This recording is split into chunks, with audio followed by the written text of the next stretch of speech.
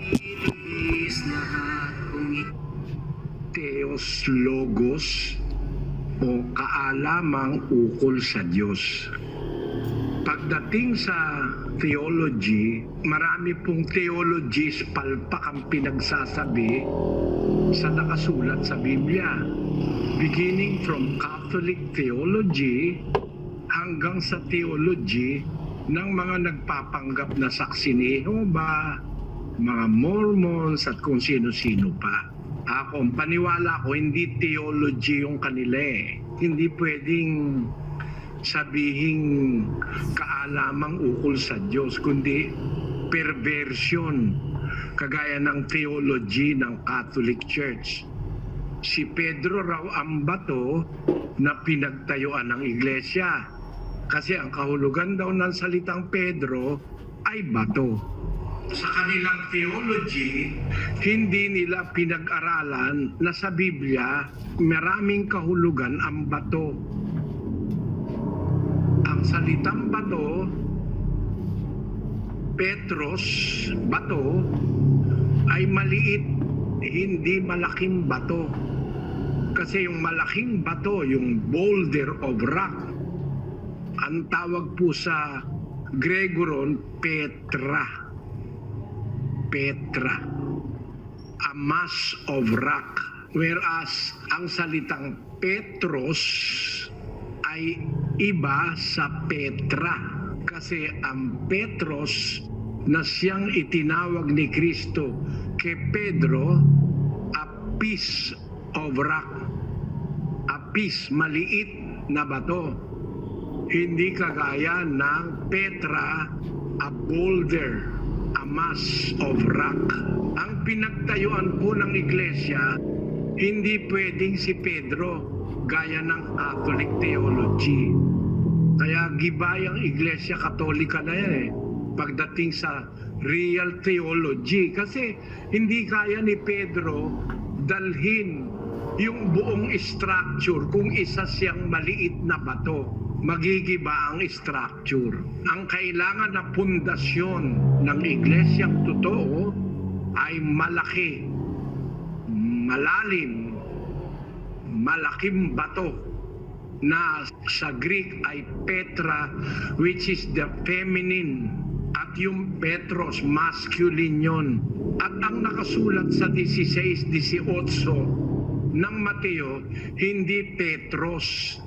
Nung sabihin ni Kristo, sa ibabaw ng batong ito, itatayo ko ang aking iglesia, yung pong salitang baturon ay Petra, hindi Petros.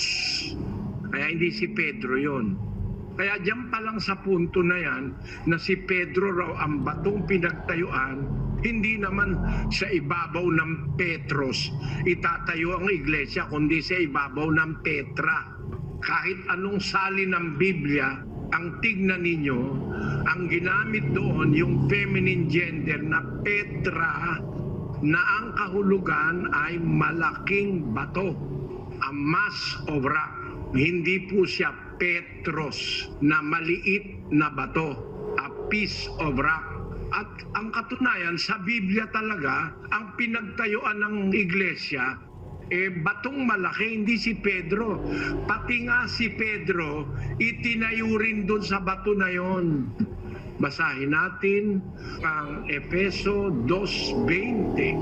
Na mga itinatayo sa ibabaw ng kinasasaligan ng mga apostol at ng mga propeta, na si Kristo Jesus din ang pangulong bato sa panulok. Kita nyo? Ang mga apostol at propeta itinayo sa ibabaw ng pangulong bato sa panulok. Napansin nyo mga kapatid, hindi ang apostol ang pinagtayuan, kundi mga itinayo sa ibabaw ng kinasasaligan ng mga apostol. Yung mga apostol, mga propeta, yun ay bahagi ng itinayo. Pero meron silang kinasasaligan, hindi sa kanila nakasalig. Sila man, mga apostol at propeta, nakasalig din sa pangulong bato na walang iba kundi ang Panginoong Hesukristo. Ang katunayan sa 3:11 ng unang Korinto, pakinggan nyo. Sapagkat sino man ay hindi makapaglalagay ng ibang pinagsasaligan, kundi ang nalalagay na ito'y si Kristo Jesus. Maliwanag, maliwanag. Ang saligan ng iglesia ay ang saligang bato na si Kristo. Hindi po si Pedro ang saligan. Sa 2:20 ng Efeso, pati si Pedro nakasalig o nakaibabaw, nakatayo sa ibabaw ng batong si Kristo. Hindi siya ang pinagsaligang bato. Ang katunayan pa, si Pedro may sabi na ang saligang bato si Kristo. Hindi siya. Kung nag-iisip yung mga Catholic theologians, dito lang mapapahiya na kayo eh. 4 Gs ng gawa. Ang nagsasalita rito si Pedro.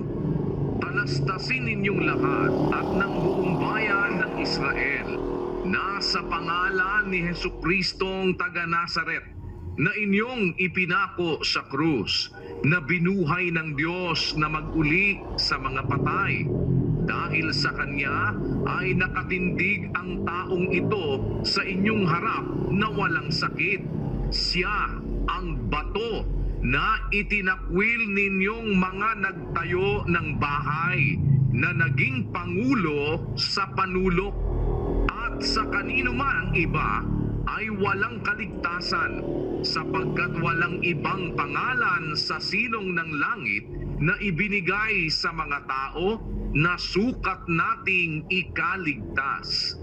Inyo, palpak talaga yung Catholic theology. Kasi si Pedro na nga ang nagsasalita rito eh. Sabi ni Pedro, dahil sa kay Kristo, itong taong ito nakatayo na walang sakit, gumaling. Yung tao, si Kristo, sabi niya, ang bato na itinakwil ninyong nagtayo ng bahay na naging pangulo sa panulok. Si Pedro nagsasabi, ang sinasabi niya, si Kristo yung bato na pinagtayuan ng iglesia, na itinakwil naman nung nagtayo ng kanilang sarili. Siya ang bato na inyong itinakwil, sabi. Ang bato na itinakwil ninyong nagtayo ng bahay na naging pangulo sa panulok. Siya ang bato. Sa versikulo 11, si Kristo ang bato. Alin bato yun, mga kapatid? Na pangulong bato sa panulok. The chief cornerstone. Napakaliwanag niyan sa Biblia. Ang pinagtayuan ay ang chief cornerstone, walang iba kundi ang Panginoong Hesukristo. Siya ang pundasyon ng tunay na iglesia sa Biblia. Hindi ang kahit na sino, na si Pedro raw ang bato. Ang tindi ng pagkakaligaw nitong mga taong ito. Ang tindi ng pagdaraya nitong mga nagsasabing si Pedro raw ang bato. Basahin natin yung Discourses on the Apostles' Creed, kapatid na Daniel. Librong Katoliko. Ito po ang sabi ng Discourses of the Apostles' Creed by Reverend Clement Crock, page 216. The Latin word Petra meaning rock. Peter was the rock upon which the church was to be built. Yung Latin word daw na Petra meaning rock. Nag-aano sila sa Latin eh. Tingnan nga natin yung Petra sa Grego.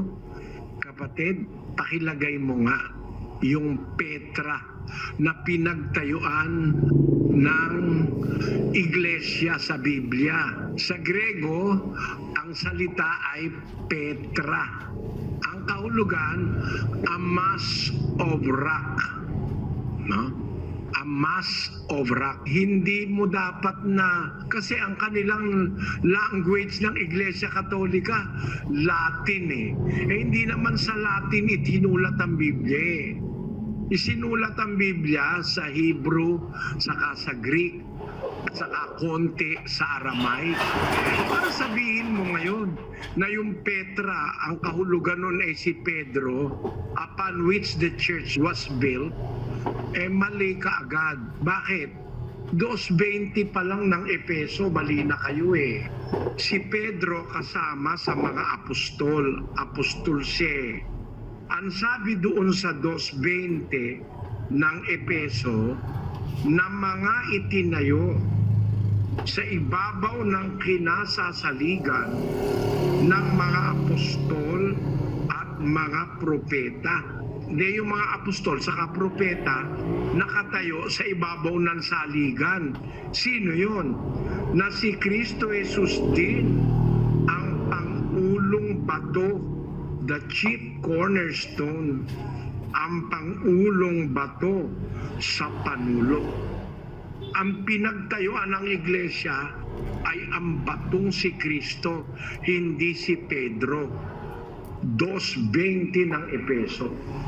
Nagpapatunay yan ang Catholic theology, hindi theology, na si Maria pumanik sa langit, body and soul, laban sa Biblia yan. No?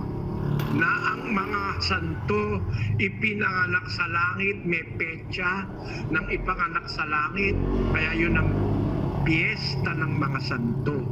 Catholic theology, wala sa Biblia yan eh.